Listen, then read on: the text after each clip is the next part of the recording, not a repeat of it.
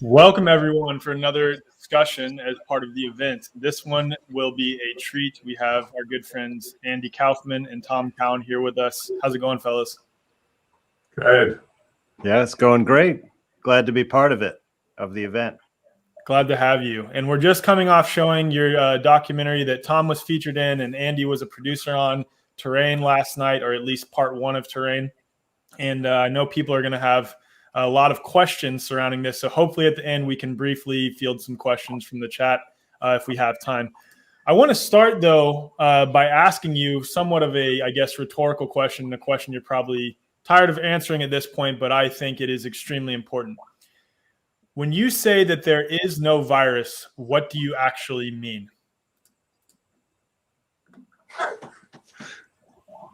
Do you want to take it, Tom? Just starting light here.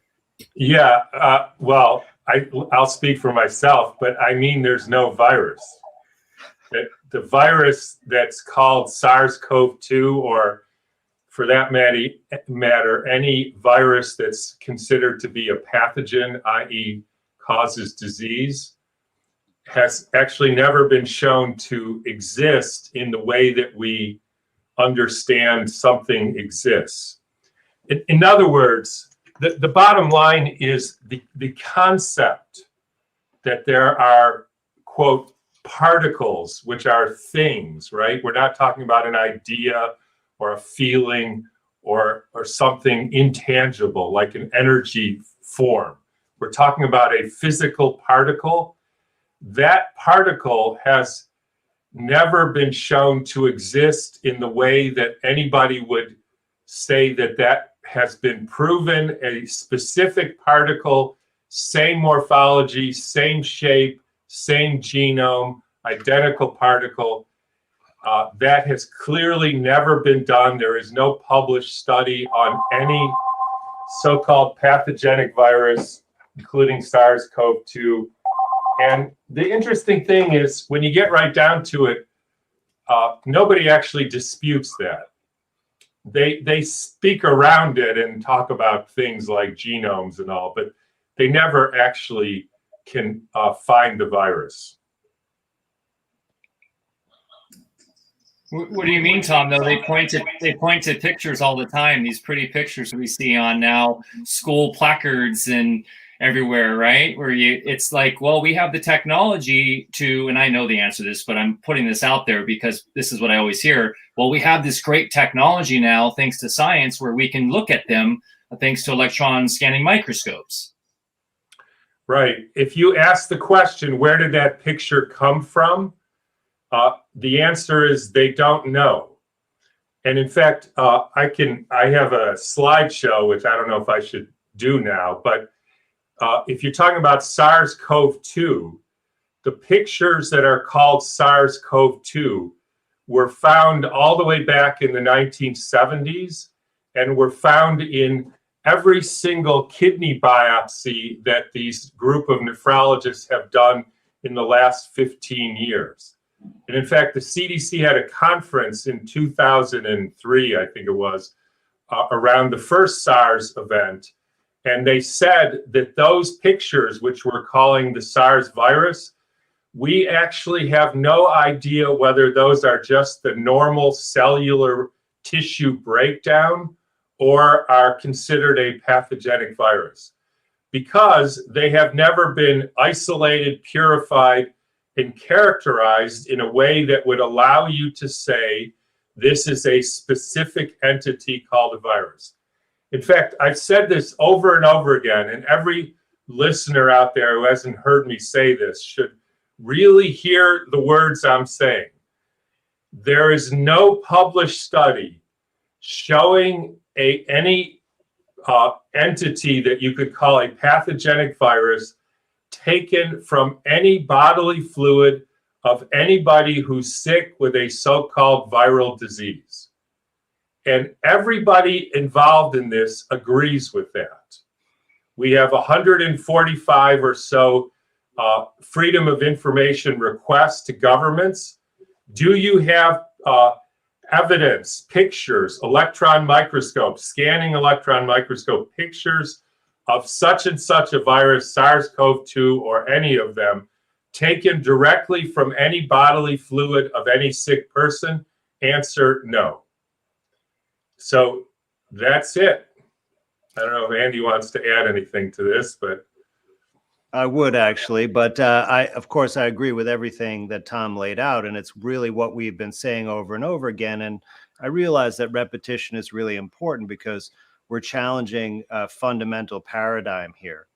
But I want to point out that with specifically SARS-CoV-2, you know, the alleged virus that allegedly causes the alleged disease of COVID-19, the way that they went about this was essentially a self-fulfilling prophecy, circular reasoning, or a tautology, because they started out with, you know, someone who had an illness, and they used a diagnostic, you know, that to define that that person had an illness based on something that wasn't related to the case at all, right? So they, Drosten developed the first PCR based on a different virus in a different illness in a different era, but just applied that test to this person who is sick in China and said they must have a viral illness causing their pneumonia because they showed these sequences from a previous virus, right? But they didn't say, interestingly, that it was that virus, which that test was actually for, right? Instead, but they said that it's a related virus. We know it's a related virus somehow. And then, of course, they did the experiment that they can produce the results they want anytime, because the results that they say prove a virus are simply a result of the experimental procedure.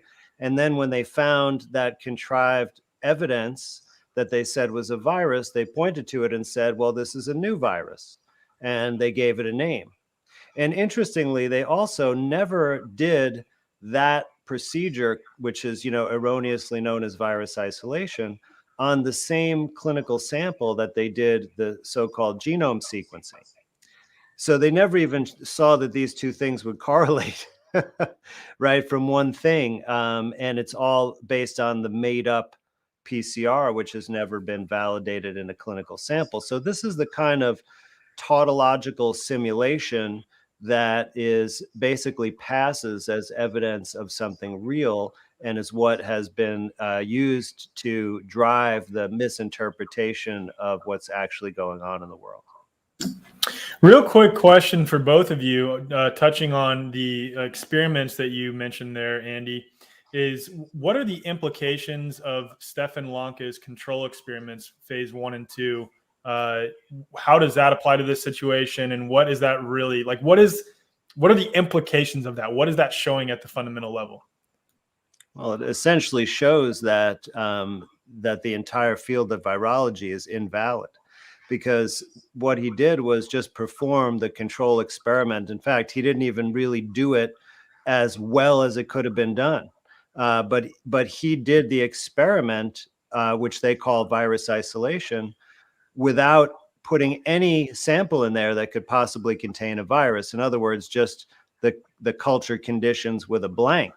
And he showed the same proof, the cytopathic effects that are given to say that there's a virus in a sample. And by the way, he was really repeating the work of John Enders, who is the one who developed the whole procedure.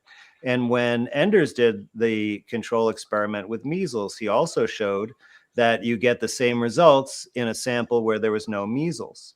So what this does is this means we have a positive control that explains the results that are put forth as evidence of the existence of a virus. Therefore, there is no virus. All we have is an experiment that produces CPEs, no matter what you do with it.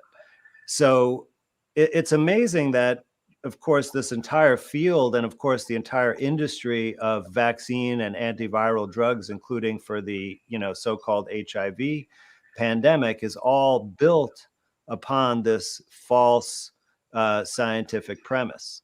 And it's really unfortunate that many of the doctors and scientists who are even speaking out against the tyranny and who realize what's going on in terms of a mass psychosis and many other aspects of this are either simply unwilling to look at this at the fundamental level and speak the the full truth about what's really going on right now. Quick question to follow up with that is, what are the implications of phase 2 of Stefan Lanka's control experiments? Because the response is that, okay, well, maybe the Vero cell culture isolation methods aren't the best, but we have genomically sequenced this virus thousands and thousands of times. We've identified the Delta variant, the Lambda variant, Actually, it's over variant. 5 million times, Alec. Oh, my bad. 5 million times. Okay. No, well, it's really amazing that think of what the cost of doing this erroneous experiment 5 million separate times was. That burden was all paid by tax-paying, regular citizens. Incredible. And what did that show though? What did Stefan Lanka's phase 2 show with the yeast grown in the culture? I think Tom might have more updated information about this. So it goes like this. A, you can't find the virus in any bodily fluid. Everybody agrees with that. They say that's because you can't find a virus like that. Even though it's very clear that you could find a same-sized particle. You could find caffeine in coffee beans. You can find any size particle like a bacteriophage just by doing filtration and density. We have the technology to do. Yes, we have the technology, and so they say it can't do it. So you have to take the snot, put it on monkey kidney cells, starve it and poison it. It breaks down, and then you say that means that's called viral isolation. Now, like Andy said, we proved that if you don't add any snot, it still breaks down, proving that you had a virus, even though there was no virus. Then you can take that culture fluid, right? And the way they do the genome is they have this brew of genetic material that came from it came from whatever fungus or bacteria are in there. It came from whatever viruses are in there, or just genetic debris. They chop it up into little pieces, use a template of this other imaginary, coronavirus, and they reform the virus with an alignment process called next generation de novo, sequencing, right? Now, what we did, or Stefan did, is he said, okay, let's take that culture and add yeast RNA to it, right? No virus. Put it through the same process, chop it up, put it through the alignment process, put it through 40 PCR cycles. Lo and behold, you can align it to get the SARS-CoV-2 genome. In other words, there's the genome. But there was no virus or anything from anybody who had, quote, COVID in there. So where did the genome come from? It came from the alignment process. In other words, it's the alignment process that makes the genome. And so it therefore makes mistakes. That's called mutations. And then you can jigger the thing so you make the same mistake over and over, it seems. And the next step, which hasn't been done, is you can do the same thing, put the yeast RNA into the culture and say, make me a measles virus genome. Lo and behold, you do the alignment and magically appears the yeast, the measles virus or the HIV or Ebola or Zika. And at that point, anybody with any sense says, what the fuck? This is ridiculous. This is scientific nonsense. And unfortunately, as Andy pointed out, we have people who just refuse to look at this. But those are the facts as you can see them outlined. Andy and I have read hundreds of papers on this. And it's amazing when people say, they hear it and they think and they say, well, how can all these virologists be wrong? And I was thinking about what the proper answer to that, and the best I could come up with is, yeah, you're right. I should never have read all these papers. I should have just watched CNN, because they tell me what all the virologists think, and that's what I'm going to believe. Now, obviously, that's ridiculous. That's the whole point. I mean, that's what we spent the last 2 years, reading the papers. What did they do? How did they do this? It's so obscure that people just throw up their hands and say, the hell with this. Well, Real quick, Mike, I know you have a question real quick. I want to jump in real quick, though. When you hear like other people who are, questioning what's going on with the COVID narrative or what have you, who are unwilling to touch on this issue, is it a little bit frustrating for you all? I would say more than a little. I think it's maybe the number one or close to reason why the movement can't get anywhere, because this whole scenario is trying to change the way we see the world, right? This is I have never changed the way I see the world so much as I have in these past 2 years. You have to question everything. And so many, and the people who won't or aren't or can't, they're keeping the whole movement back in just stay in the old place, and we'll be fine. It's not going to work. Because from your perspective, right, it's that this will continue to go on forever and ever and ever. Forever and ever. There will always be more variants, more viruses, more possible, bioweapons or so-called bioweapons, which is I know that's where Mike wanted to go next. Well, I also want to make a funny comment, because it's when we're talking about science right now and the culture of science, we're talking about cultures, but literally the greater culture of science, whether it's ego or hubris or just plain rotten corruption, it's hard for people to wrap their heads around, because there are billions, probably trillions of dollars spent on this stuff. And so I think that's a really hard thing for people to realize, is that, well, how can it be this corrupt? Are they this many useless idiots? I mean, they've gotten master's degrees and done decades of research, right? But we're literally dealing with, I like to relate it to the Catholic Church and like the religions of, how did we have decades and decades of people being tortured to death over a religious idea? How does humanity go crazy on all these different levels? And it's hard for people to wrap their head around that. We're dealing with that right now because we have modernity bias, right?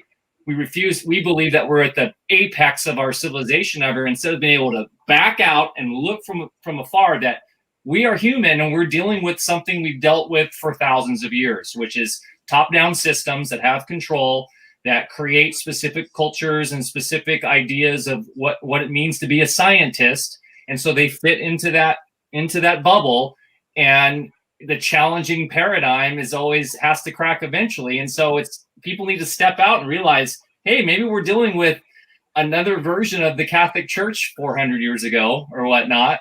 And it's time for that paradigm to crack and break open.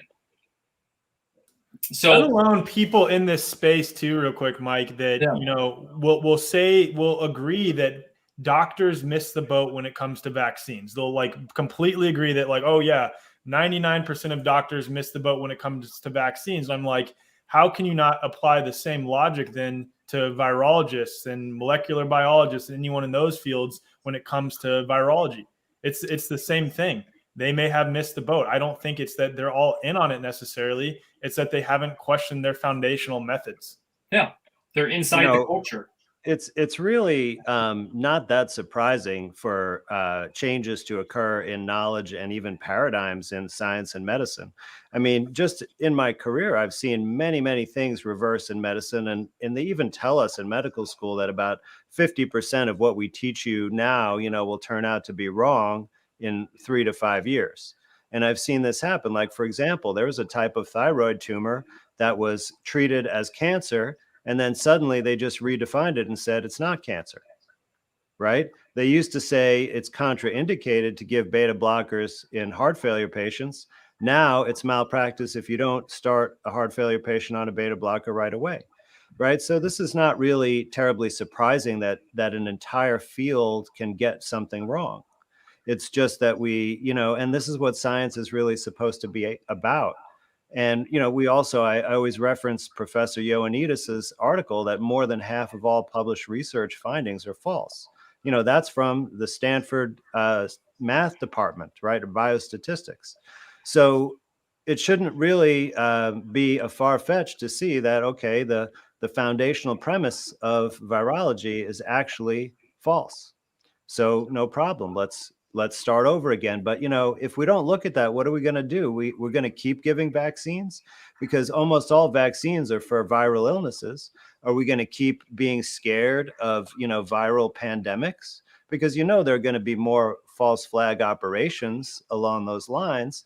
So, until we learn this fundamental lesson, we are going to be vulnerable and unable to really make a new paradigm. I mean, I know we're going to shift this conversation toward that direction, but what Tom and I really want to do is we want to look toward the future. We want to, be part of creating a new system which allows people to actually be healthy and vital through their own efforts and their own knowledge without having to, be prey upon by the system that perpetrates false narratives, for the purpose of profit and control.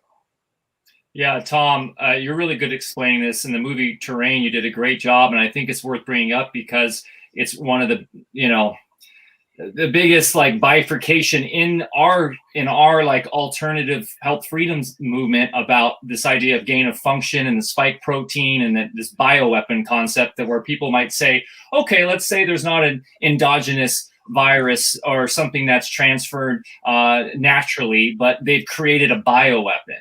And they've spent all this money on that. And this, once again, comes down to the core idea of that, once again, how can you have a bioweapon if there's no virus, right? So are there spike proteins then? Do we have to worry about being around vaccinated people and getting that? Or does this also, this knowledge and wisdom solve that fear and problem too?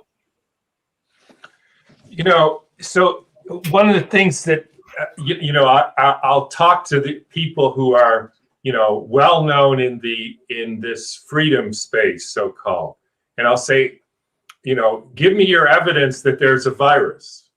And they say, amazingly to me, they don't say, here's the steps that you find a virus. Here's the proof in the cultures. Here's how they did the genome. They say, well, Tom, how do you explain gain of function? And I think, wait a minute. That's how you prove there's a virus? So gain of function means making biotoxins, right? That's what they're doing. People have been making bioweapons, biotoxins for, at least 70 years that I know of. They have another name. They're called vaccines.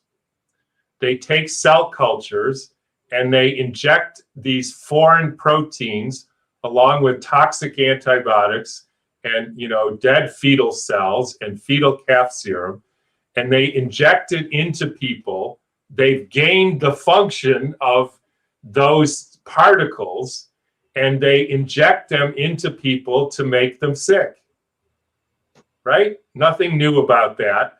They may have more sophisticated ways of doing it now, but if you think that they made a virus, I need to see how you prove they found the virus and that virus causes disease.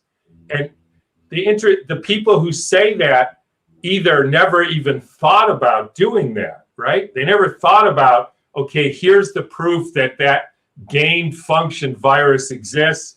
Here's how they spread it. Here's how it's transmitted. None of that. They don't say anything. They just say, well, they were doing some bad things. Well, scientists have been doing a lot of bad things, and the only way you can get that bad thing, maybe you could spray it up somebody's nose, but you can inject it into people to make them sick, and That's what they've been doing. And they've been doing that for 70 years. They just call it something else, which is a vaccine. So you don't have to be scared of anything circulating because there's nothing circulating. You do have to be scared of having somebody inject you into poisons in you. I wouldn't say scared, that's the wrong word, because you just shouldn't do it. And then you don't have to be scared because they didn't do it. And so the notion of spike proteins coming in and maybe explain, because people will, okay, there's no such thing as a virus, but there are spike proteins potentially, or some sort of aerosol toxin that's coming off these people. We hear about the shedding concept all the time. So you're saying that if there's no virus, there's no spike proteins. Well, Andy could speak about that better. Well, this kind of ties in, so, everything that we've learned or been taught about how viruses work has been all theoretical and, not based on solid evidence. But the way that they say the new genetic vaccines work and some other things they create to give false information about viruses by manufacturing what they call pseudoviruses, those actually do behave like they say viruses would behave. And all they are is simply a shell of something that can merge with cells in an organism. So they have, like an envelope, you could say, or this is what the lipid nanoparticle is, right? That's a synthetic one, but they make them like in the Johnson & Johnson technology. They say that it's a shell from an adenovirus, which really just means that it's a particle from a toxic cell culture like Tom described. But what they're doing is filling these shells with specific genetic material. And then they're trying to get you or your, the host cells that this is injected into to make a foreign protein, just like a so-called theoretical virus would invade a host cell and make their proteins, right? So essentially what this is you could say it's a synthetic, pseudovirus. And that's what the technology is that, the gain of function research is geared towards, because the foreign product that is supposed to be made by the host cell is the spike protein, which is really just an engineered protein. So the gain of function research is how can we change the gene for the spike protein that we can use GMO recombinant DNA technology to manufacture. We'll tweak the sequence and make different versions of it, and then we can test them and see which ones have different properties of toxicity, or or being stable in the environmental conditions, or having a longer half-life, all these kinds of considerations that they could customize the toxic profile of the protein. Now, here's the thing. We don't actually know if any recipients who got these injections really got this technology and really make this spike protein in their body, because there's almost no studies that have been out there to show that it's in any body fluids.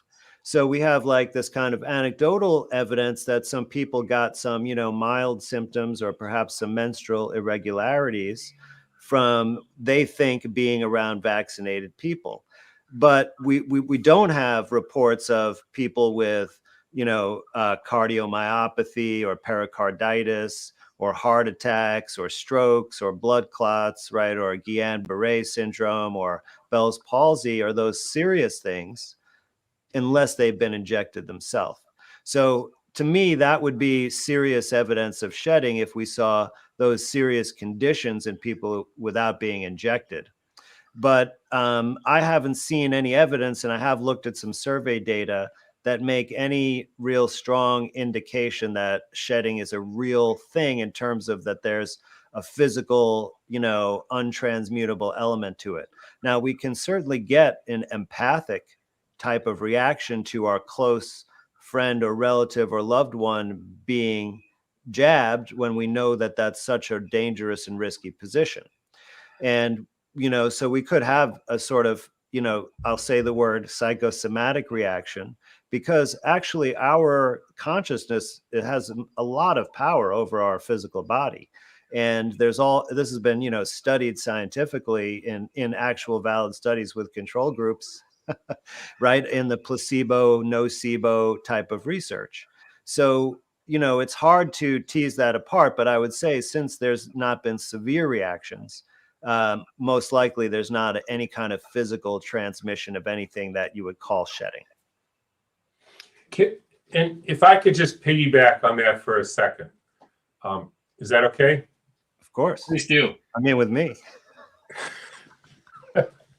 So this to me gets to the heart of what this quote COVID is about. COVID is about a conception of reality, and in particular biology and science. The quote normal conception is we are controlled by our DNA, which is in the nucleus, that makes mRNA, which somehow gets out of the nucleus, even though there's no holes in the nucleus, so we don't know how it gets out. And then it goes to these structures, which are sometimes called factories in the cytoplasm called ribosomes, where the mRNA is translated, which means made, into proteins. And then we are living protein. So that's the central dogma of genetics. Now, here's the problem. That's not correct. Because there's a lot of ways of knowing that's not correct. For one, we have something like 200,000 proteins, but only about 30,000 genes. And since one gene is supposed to make one protein, we have 170,000 or so proteins that are unaccounted for by these sequences. The other thing is, I've done a whole sort of shows on this. It turns out these ribosomes don't exist. They are always shown as perfectly circular pictures on an electron microscope, which means they must have been perfect spheres in real life, right? Two-dimensional circle is a sphere. And if you realize that the sample was put into a blender and centrifuged and everything, there's no way you can get a structure as a sphere and make it always look like a circle. And so it turns out that these structures don't even exist, and this whole paradigm of how we make proteins is incorrect. And the question then is, where do we make these proteins? How do we become living beings? Now, the other way of looking at it, which almost nobody does, is there's energy that is somehow downloaded into our water, and somehow the structure of the water changes and creates de novo proteins with some input from our genetic material in a way that's not really understood. So in other words, it's our exposure to the universe in sunlight and energy fields that becomes translated into proteins.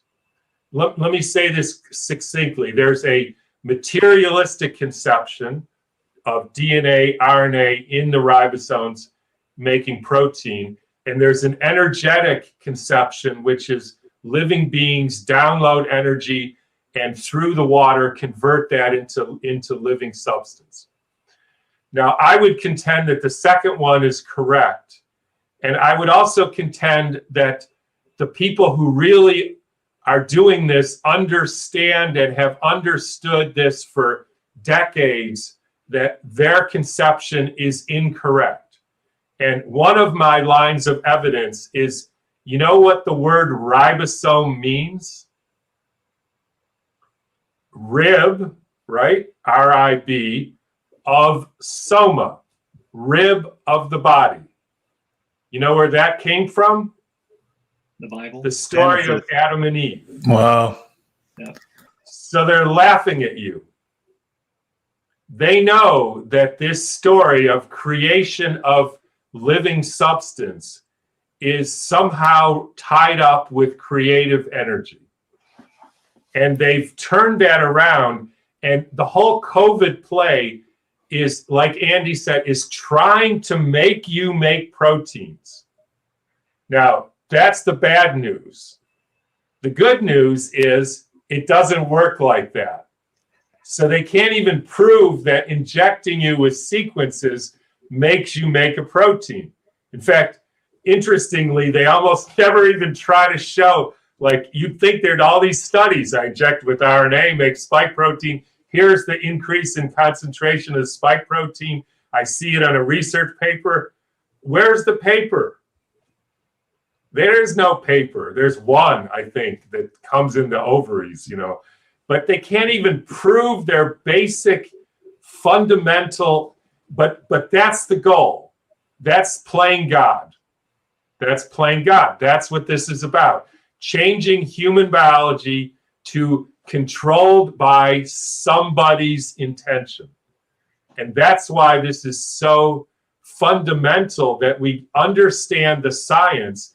And the people who tell you, who are stuck in the old science, they will never get us out of this, because they don't have a clue as to what this is all about. Tom, real quick, question for you regarding illness then, because the response is always, okay, if there is no virus that is making us sick, then what is causing all of these symptoms that we are calling COVID-19? First of all, what is COVID-19? Second of all, I've said over and over, there's 4 reasons you get sick. I used to say 3, but now with COVID, I say 4. 1, you have an accident, right? You fall off a horse and break your leg. 2, you're starving. So then you have scurvy, right? And then you have all kinds of symptoms. 3, somebody poisoned you. And you can be poisoned in all kinds of ways. You can be poisoned by cyanide, glyphosate, EMFs, all kinds of things. And then it either breaks you down, or you try to eliminate it in a process that we erroneously call illness. That process, which is your body's way of getting rid of it, is a detoxification therapeutic maneuver, which unfortunately the doctors have called sickness. You're going through a maturation detoxification process. And the 4th way, which I've now added, and I actually think is probably the most important, or tied with number 3 and 2, is you're delusional, which means you have crazy ass thoughts. And when you have crazy thoughts, you do stupid things. Like, you have a crazy thought that there's this virus, so you suffocate yourself with a mask, and you live in fear, and you don't see your friends, and you isolate from loved ones. Next thing you know, you're sick. Why? Because you're delusional and you're acting out your delusions, and that's always a bad thing. Tom, in your amazing book, The Contagion Myth, shout out. This should be like must read in high school in the future, because it's so easy to read. Anybody can read this. What's so nice about it? Like, my 10-year-old can read this and get it. You talk towards the end, one of my favorite chapters is in a way about transference with exosomes, and the idea of there might be some way that we are able to evolve, and why it's important to humans to be together, because we do have transferring information between each other to be more resilient. Can you talk a little bit to that? And that might be some form of what we're going through right now, as some sort of transformation to be, as we move forward as a human race? Well, as I've learned more about this, I've learned that any study that has attempted to prove that any part of a person, so here's what I mean specifically. Let's say you take somebody with chickenpox. Now, a part of a person would be the chickenpox blister, right? Or the pus, or the exudate, or the snot, or anything. None of that transfers illness. There is no evidence that you can transfer illness through that. The only time you can, maybe, and I emphasize the maybe, is the one whole human being to another, as a kind of communication strategy, just like women who live in a cabin menstruate at the same time. They're having a communication strategy, just like, when people yawn, you yawn, and when people laugh, and when people feel good, you feel good. We transmit a lot of things, but only us as intact human beings, not our snot, not our toenail. That doesn't transfer anything. Yeah, you're talking about a more holistic paradigm here of consciousness, of communication, what we might call the field, right? We're all in this field together, and there's transference maybe of things with structured water. We know with structured water, there's communication going on. Maybe our bodies of structured water are communicating with each other in ways we don't understand yet, but it seems like there is some sort of way through a resonance or something maybe, and this is what I want to get into, because this is the future science that we should be talking about, in terms of how we are much more magnificent than the materialist, reductionist science wants us to understand. That's exactly what I was just about to ask, Winter. I was going to ask Mike, Andy, that's the problem. We've spent, like Andy said, trillions of dollars on this ridiculous particle paradigm and zero practically on, so how does this actually work? And so then they say, you see, Tom, you don't know how it works, right? You can't point to any studies on how it works, because nobody's doing. That is exactly what we should be doing. How does this work? What's the mechanism? How do you transfer the experience of going through a process to somebody else? I mean, I don't know, because how would I know? Maybe shamans know. Yeah, they do it to you. That's why they wear masks. The only people who really used to wear masks were shamans or bank robbers. And that was to transfer some experience to another person, right? I'm a wolf. So that's what they did. Yeah. So on that same point, I want to ask Andy this question now too. What about, like, I guess, like, let me back up and say this. The idea that we can, describe the phenomenons happening in a complex biological, physical, emotional, spiritual, energetic being, like somehow disconnect, a piece of their flesh or some material from them and like grow it on something, stain it and burn it and do a bunch of these things is ridiculous in my mind. But I'd love to hear your thoughts and then Tom's thoughts on using material sciences to describe processes that happen in reality. Well, I think this is a really important point, and really it's somewhat of a philosophical point. And let me point out, it's not material science, because that's the study of materials, but we're talking about materialist science, right? Or really materialist reductionism is the main paradigm that's used in medicine and biology.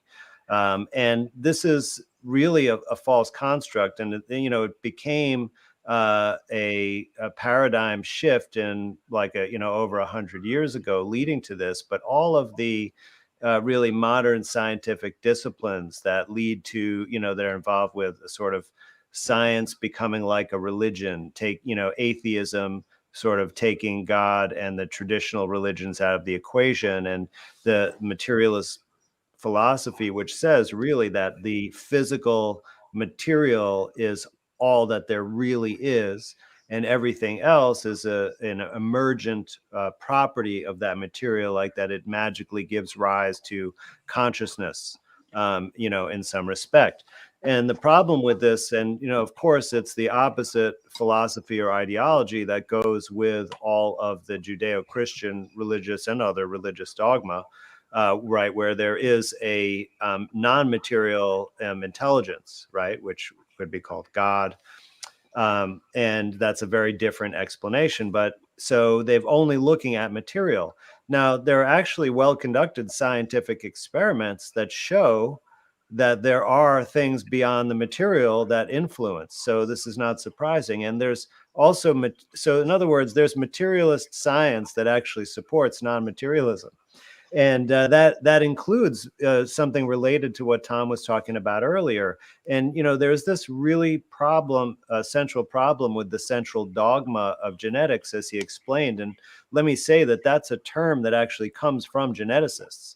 They use the word dogma. And I think, it's very important that we pay attention to the meaning of words, right? Because it's not a law. It's not even as good as a theory. It's a dogma, like a theory that you just believe, right? And there's the simple arithmetic problem there. So what does that leave us with is, where does the information come from? I mean, we're essentially saying that, we're told that the DNA is the blueprint for our bodies, but it's only the blueprint for about 20% of our body. So where does the information that contains the blueprint for the other 80% or so come from? It has to come from somewhere. And we are surrounded by all sorts of natural signals, right? Like, for example, the Schumann resonance, right? And I'm not saying that's where the information comes from, but we know that that's a natural frequency that's put out, by our planet. And this is something that we're exposed to. And when, the first human came into existence on Earth, it was exposed to that field. So it has some kind of relationship, but we never look at these things. But if you look into the materialist science, you can find publications where it shows that chromosomes or DNA actually can function as an antenna for an electromagnetic signal. So, it just would make sense. That would be something we'd want to really look heavily into. Could the information come from an external source and be received in our body and then translated by some mechanism into the functional proteins, right? The materialist position would say that really we're just a chemical soup, and everything that happens to us comes from, those chemicals. And that's why the dogma of genetics fits right in that framework. It's just that the information simply isn't present in the material. So I don't think we're going to be able to develop a genuine understanding of biology and healing and medicine until we really take this into account. Because, think if we go just into more of the kind of folk realm, look at all of the, personal accounts of people who recovered from serious illness like cancer, right? Just through prayer, or just through doing, sort of psycho-spiritual development work or rituals, right? Or healing from an experiential trauma, not a physical trauma. And then their disease was, reversed, right? And so how can that happen? They didn't manipulate anything in the material to bring that about. So this is what we really need to open up to if we want to truly, move forward. Yeah, look at like Rupert Sheldrake and the morphic resonance stuff he's been showing in relationship even to our pets. That's why I love going into this idea of the field and our relationship with DNA to even, potentially our consciousness to our higher self. We've got Sol Luckman doing DNA potentiation tomorrow, and he's had, modern science wouldn't know how to define what he's done for people, what they've done through genetics, because they don't have the framework to explain what he's doing. And this is what's exciting, and what I really want to try to move into for the rest of the conversation, if we can, guys, is like moving past bugs, moving past this microbiology framework, and moving towards the real science, because I think that's where we can solve all the problems that we're seeing right now. And as people are asking, one of the biggest asks right now in the chat is, can people heal from the jab? Can people heal themselves from the damage that they're getting if they've taken it and then had regret? And I personally say, and I'm not a physician, I'm not a doctor like you guys, I don't have the pedigree, but through my own personal experience and from what I've seen Dr. Landa do, I say yes, because I believe in the higher power of our healing capabilities, because I believe that, yeah, we're at 0 point energy machine, and we can do that. I know this starts to get woo-woo, but I'd love to go deeper into that. Like Tom talks about Gerald Pollack's work with structured water, and that's barely been touched. That's like a couple dudes that put effort into maybe the most important scientific discovery in the last couple decades. So where can we go moving past this?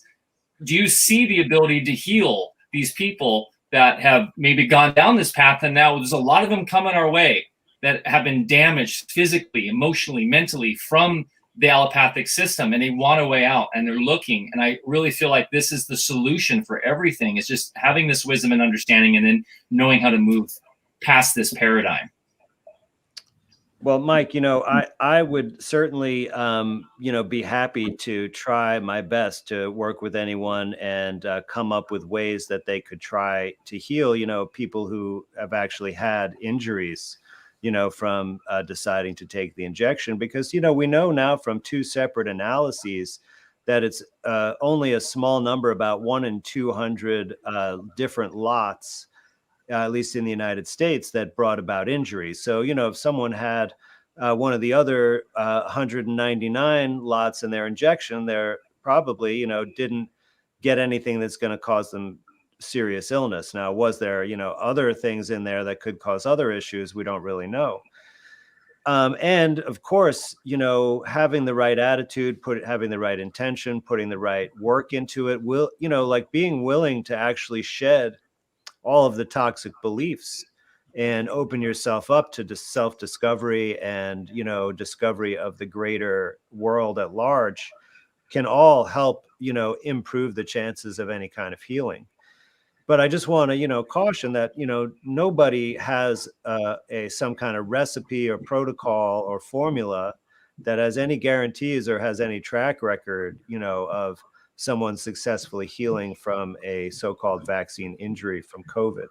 So it would definitely, will take effort and, trial and error. And I do believe it's possible, but there's really is some degree of uncertainty. And I want to just caution, because there are perhaps some people trying to exploit this situation and offer promises and, make some money and that kind of thing. And, I want to be as honest as possible and, say that there are many things you can do, many things you can try, and there are many opportunities for growth and learning. But, keep your head up and don't be, fooled by false prophets.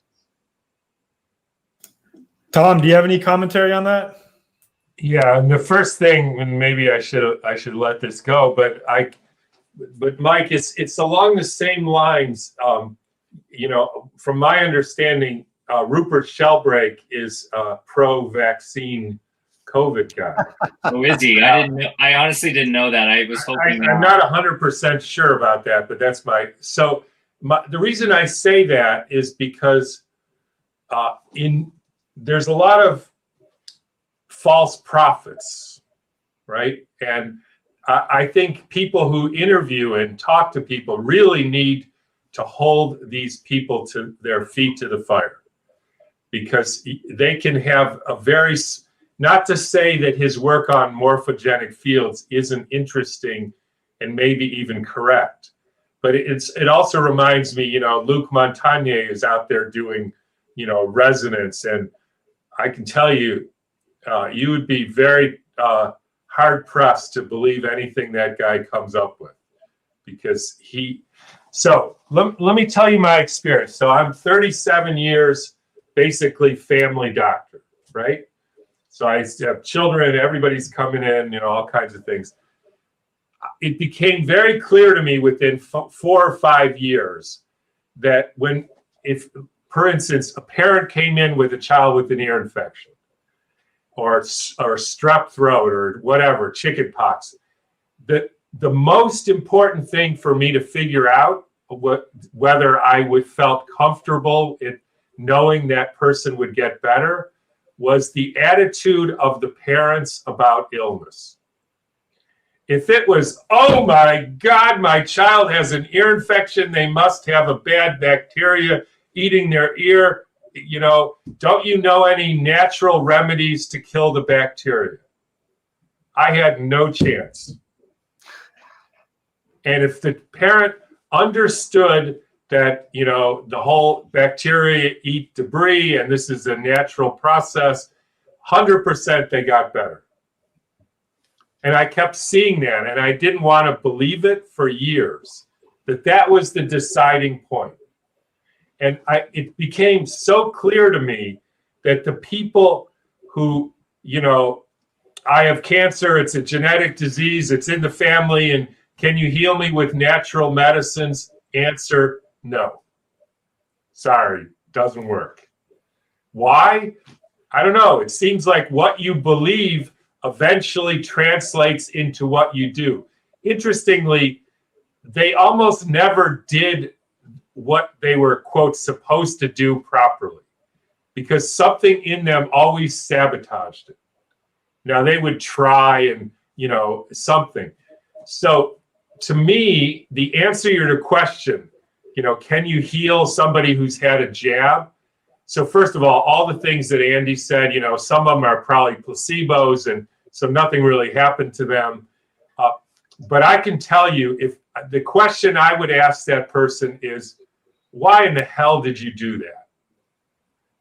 And if they, because there's a bad virus, and because, I needed to keep my job and blah, blah, blah, there is no chance. No chance. Because I don't know how this works, right? We don't know how. Maybe the problem is why do people get sick? Because they don't have the experience of the Schumann resonance. Maybe that's it.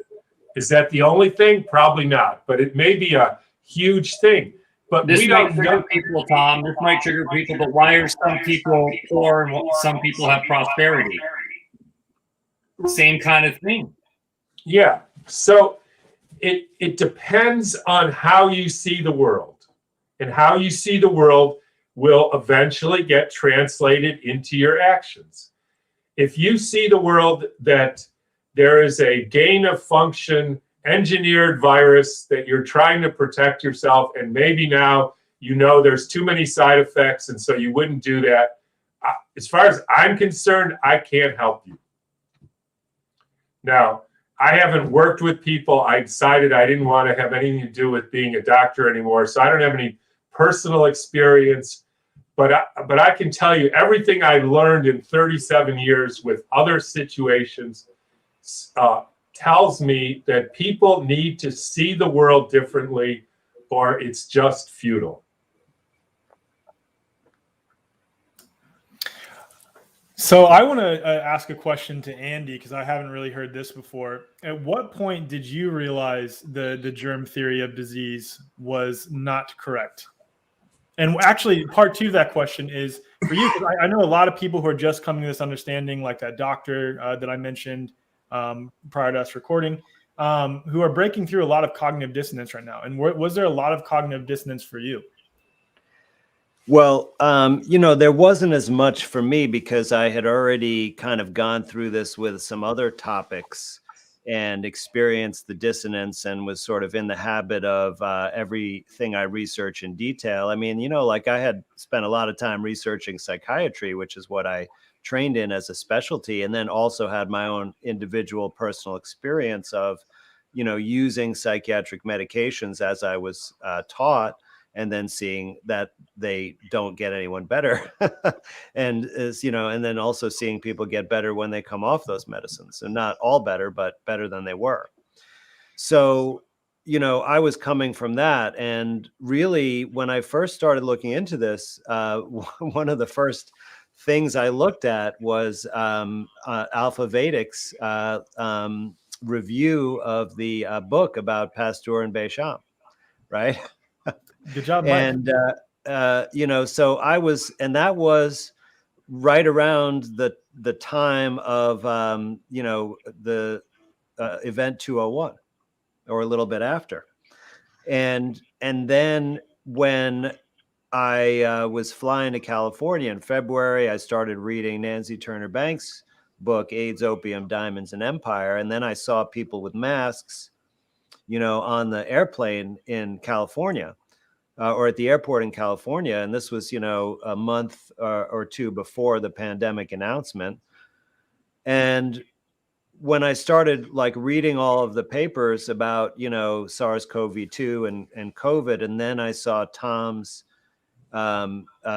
leaked video about the dolphins and the exosomes, that's when I had my kind of moment where it just all made sense to me that the whole thing was erroneous, and that they had misinterpreted, the microscopic findings for just, basically cellular debris, right, in a nutshell.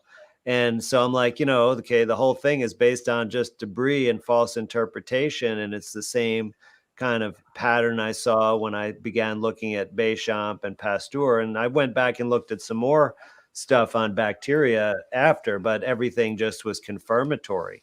I mean, I really at one point I even tried to trace every coronavirus paper that had ever been published back to the index paper in the 1960s, which was in a veterinary journal, which I did eventually track down after getting someone's help who was related to a librarian at a medical school. And, and it was like, I'm like, this is all, just hearsay. It wouldn't stand up in a courtroom, and we know how many times courtrooms get it wrong. So, that's where we're at. Unfortunately, it won't come before a courtroom because the jurors won't actually look at the evidence, or at least, for now, most of them. But, that's kind of a little bit about my story of how I really fully embraced it. And then I had to spend, of course, several months trying to incorporate or unlearn all of the stuff I learned based upon germ theory, and then reconceptualize it, in some different way, including, a lot of things. Oh, don't know about that. Don't know about that. Don't know about that. But that's easy for a doctor because, as Tom can confirm, many things are said to be idiopathic, right? Which means that, we don't know the cause. Yeah. It's like everything. Well, can I just say one thing real quick? I found out about this about 10 years ago, and it was really, what's so amazing to me, and I know Tom, I want to hear Tom's story too on this, and maybe Tom can fill us in with, maybe he knew more people that were aware of a lot of the real idea of germ theory, where it came from and stuff. But we felt really alone over at Alpha Vedic. It was shocking to me. It was like you're in this like deep, dark underground of the internet talking about this on Whale 2 or with John Rappaport. And there was like almost nobody talking about it. And it seemed very conspiratorial and very like, aliens, UFOs kind of stuff, even like actually harder to talk about. And so we were just kind of like in the underground talking about it. And for me, it always blew my mind, like how so few people knew about this. And it just really, I bring this up because it really illustrates how easy it is for paradigms to exist, like we're talking about earlier, and for so few people to rise up because of the structure of our society, the top-down structure with the control of media, the control of academics, the control of through corporations. So it really is, this has been a great gift.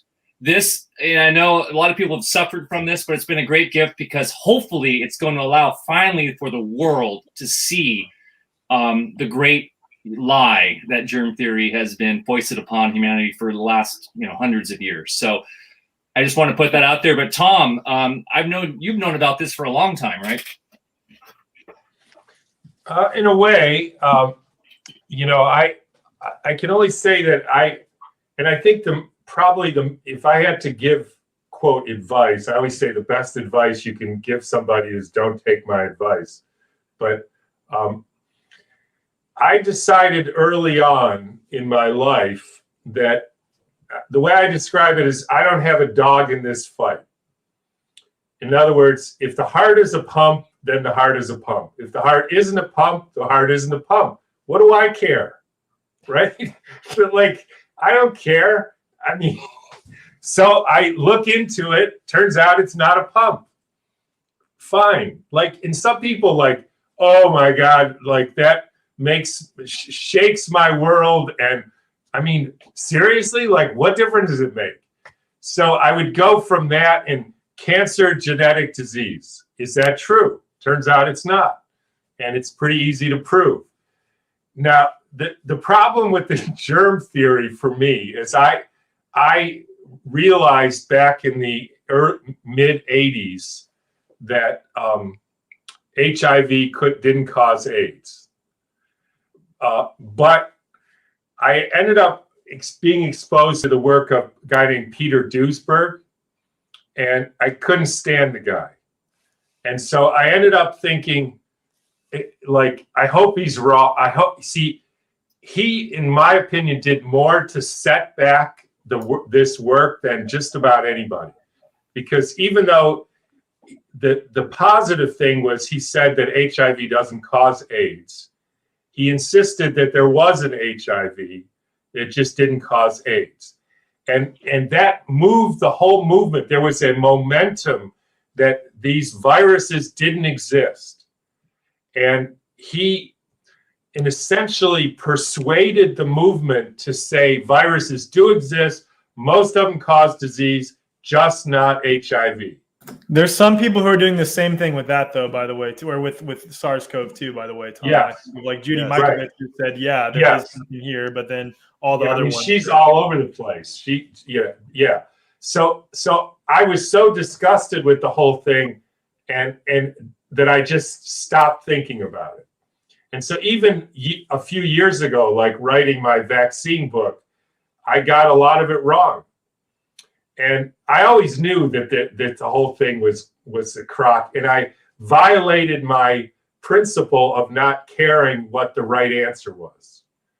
And then I realized that this is just the way your body gets rid of poisons. And then Andy essentially put that in a more scientific framework for me.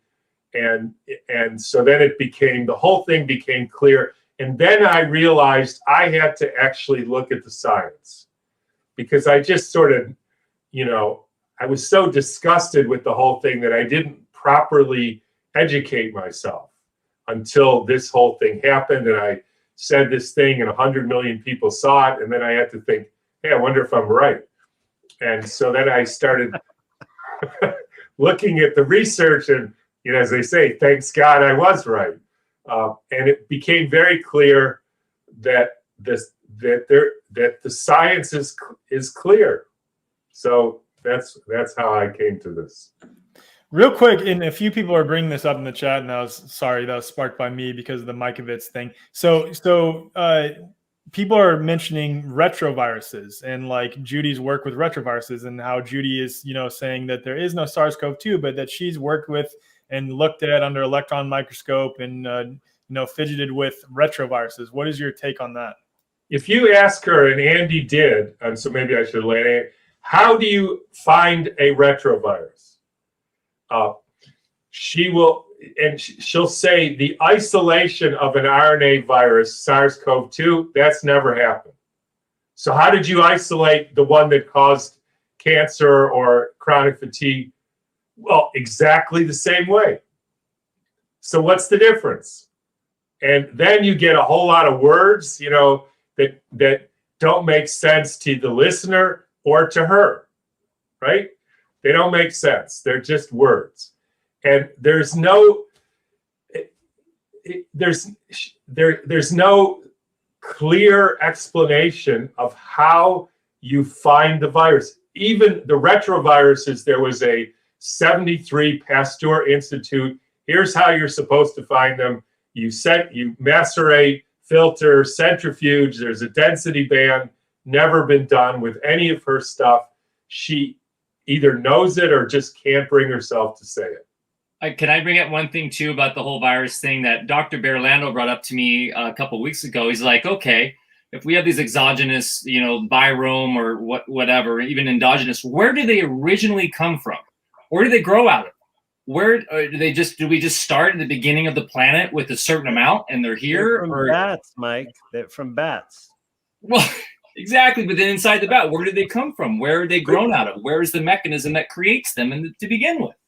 You have to understand, though, why somebody would say 40% of our DNA is viruses.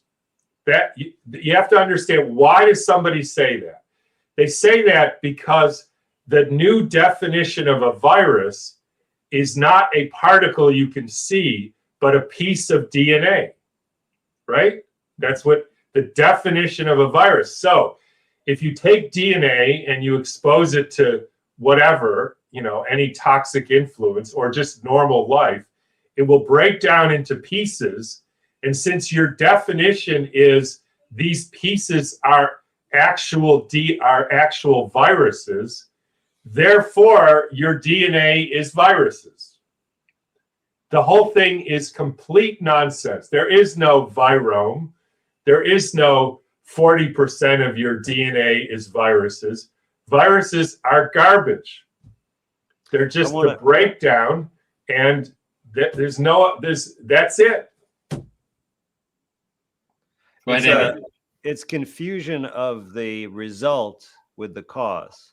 And, I just want to make one point about retroviruses, because many papers, in fact, the initial, so-called evidence for HIV was because they tested for the presence of this enzyme called reverse transcriptase. And that's what a retrovirus is, they say, is that it contains RNA, and then it converts that to DNA to take over the host's machinery and replicate itself. So it has this special enzyme, reverse transcriptase, right? So they would test cultures and all kinds of scientific experiments. Was this enzyme present or not? And if it was present, they said that means there's a retrovirus there. Well, later on, they learned that this enzyme is actually expressed in every cell in every living organism. Okay. So all they did was prove that there was a living organism. Yeah. Whoops. Right. And this one, is reluctantly admitted by virologists, but, they got something completely wrong. But it was very useful for them to be able to show, that there was something there that made them say, or able to say, that it was a virus, even though it was completely false. There is no picture of an HIV taken from any bodily fluid of any sick person ever. And the electron microscopist for Luc Montagnier admitted that in writing. We never found, he's the guy who got the Nobel Prize for inventing HIV. He said, we only found, what? Co-invent. We only found cellular debris. That's what he said. I want to take this discussion again now, like back to past the germ theory paradigm. And what would, in your minds, healthcare look like? Like, obviously, 90%, aside from acute care and emergency care and surgeries, 90% of allopathic medicine, I'd estimate, that's not a number that anyone should quote me on at all, but is based on the idea of these pathogenic viruses and bacteria. So if we are moving past that idea, what would healthcare look like in its new form?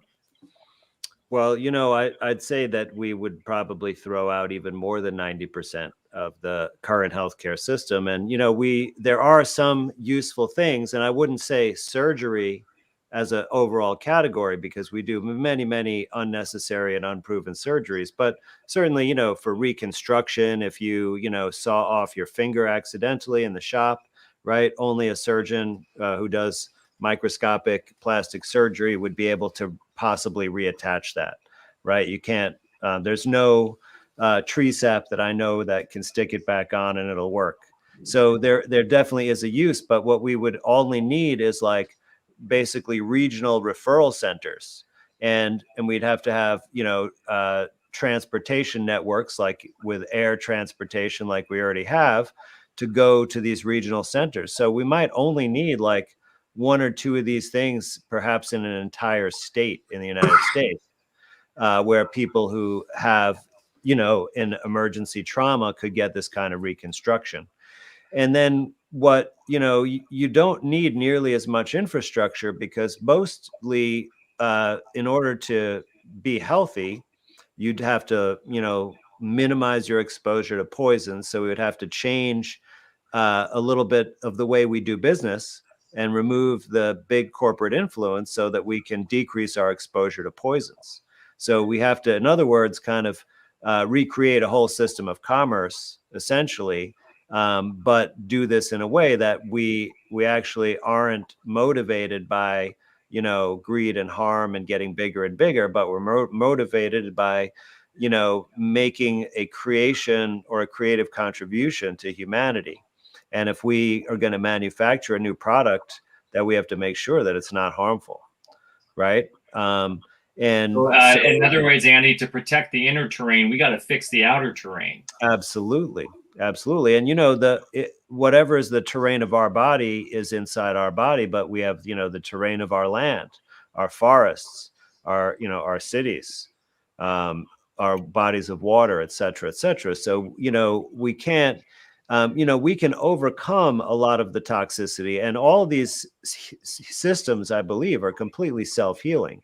So if we, stop poisoning the earth and the water and the ocean and the air and ourselves, all of these systems will just naturally over a period of time, go back to a fully functional, healthy, vital status. But we can, so the way that we have to have obviously transition, because there's so much that needs to change and improve, but it would really be about educating and empowering people to be able to address most illnesses themselves, like have the knowledge, like we know how to put pressure on a wound to stop the bleeding, we know how to pinch our nose when we have a nosebleed. So we're going to just take that a little bit further and learn how to actually do some cleansing, learn how to do fasts and enemas and make juice and all those kind of basic things, and have a few basic supplies, and realize what we really, that we the principle that we did something to cause the illness, and that's the effect of whatever we did, even if we were ignorant, and then we can do something to reverse that cause, and then we can just, our bodies will resort or return back to a state of balance and health.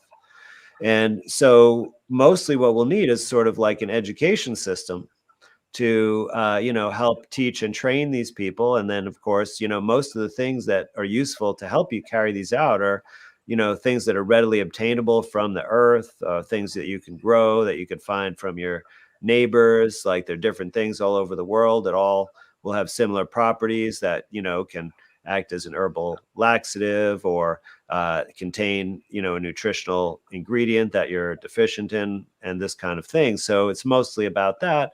And then you'll need some maybe sort of urgent centers where people have an acute illness and they don't have enough knowledge, or they don't feel comfortable, or they have a baby, and where they can go and get some guidance or observation, but not blasted with antibiotics and surgical procedures and x-rays and MRIs and ultrasounds and all those kinds of things.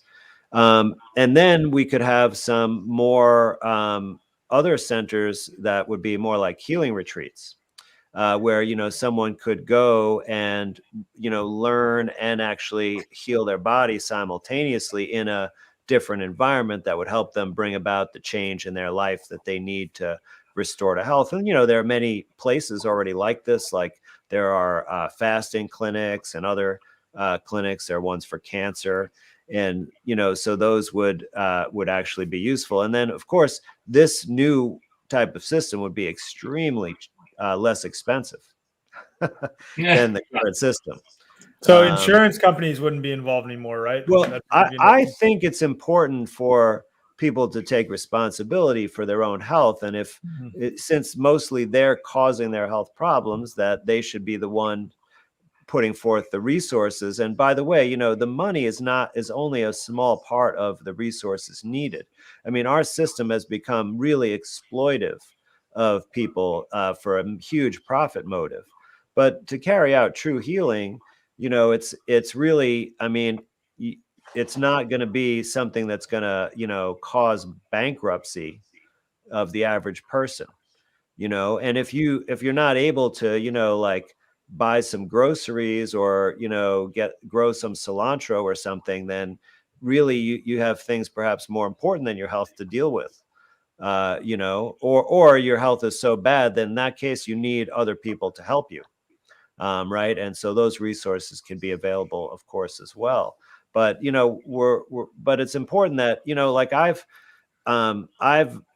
taken clients, consultants before that, didn't either, they had limited resources, they had already paid a lot of money for healthcare, or they were maybe someone who I felt, like I knew that I felt guilty, like charging money for a consultation. And every single time I've ever given someone information that would be useful to a health condition and did it for free, that person never, ever actually used that information in any meaningful way. So there's got to be like an exchange where, you know, in order to get something, you have to give something. It can't just be, you know, that you have an obligation like taxes. You never know where it goes. And then, but, you know, like someone else, they pay if you need them, right? Like this insurance model, it really takes us away from being responsible and accountable for to ourselves and for our own behavior.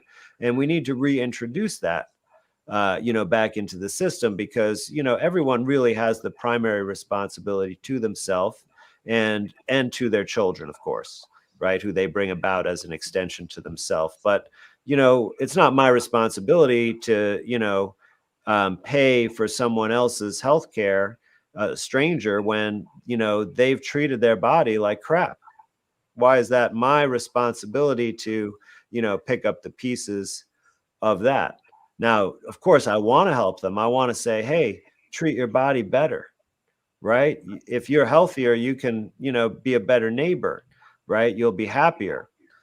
But I'm not going to, you know, go and buy them groceries and say, here, eat these, you know?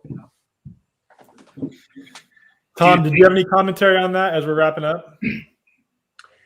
Only that the main thing that we have to understand is we are neither the most intelligent nor the most technologically sophisticated, nor the most sophisticated at doing a thing called healing that human beings have ever been. Far from it. In fact, because we have spent, you know, depends where you count from, either 150 years or 500 years, or some people would count 2,500 years, following a line of nonsense called scientific materialism, that only substance exists. We are essentially, you know, children. I mean, not children. We are I want to use the word fools. Infantile Infantile at what healing means, because healing is an energetic interaction of you and the world, and that it therefore uses sound and light and thinking and spiritual development and consciousness and detoxification. And if you don't know that, you can't work with those things. And there have been lots of cultures that have known that and have developed systems of working with those things that are far more sophisticated than we are. Now, you could argue that we had to go through this as a species, you know, to go through this sort of dark night, but at some point it's time to grow up and come out of it into reality. Yes. And if we're not, then we're sunk. And that's what this summit's all about. Like, following this, we're going to have an amazing discussion on home birthing with Isla Cuenca.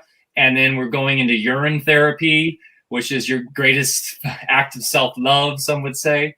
Drinking your own pee. I know that sounds crazy, but I do Shivambu and it's amazing. And then we're going into dark. You don't drink a lot of it, just a little bit. Just teeny weeny bit. No pun intended. But and then the dark room therapy that you know is an amazing documentary, Awakening into Darkness, and these are all like what Tom is alluding to with cultures for thousands of years understood, indigenous cultures especially. You had your consultant you go to, your shaman, your witch doctor, which would tie into the spirituality and tie into all these holistic patterns for you, and then put you through, you know, your own process of healing. Right. So we'll get there. I really feel like we're going there. And Tom, I'd like to say maybe the family doctor, the town family doctor will finally have its place again, because that's all we'll probably need, is that someone who knows anatomy and can hit us here when we've got something weird, or give us a little bit of input, not drugs, but that's what a great family doctor always did from my perspective. So, you know, I feel like the physician will always be needed, but I think reinventing what that is extremely important. So Gentlemen, any last final word for our audience as we depart today? I think we did a good job. Yes, thank Don't you. Thank believe you for anything you hear. watching.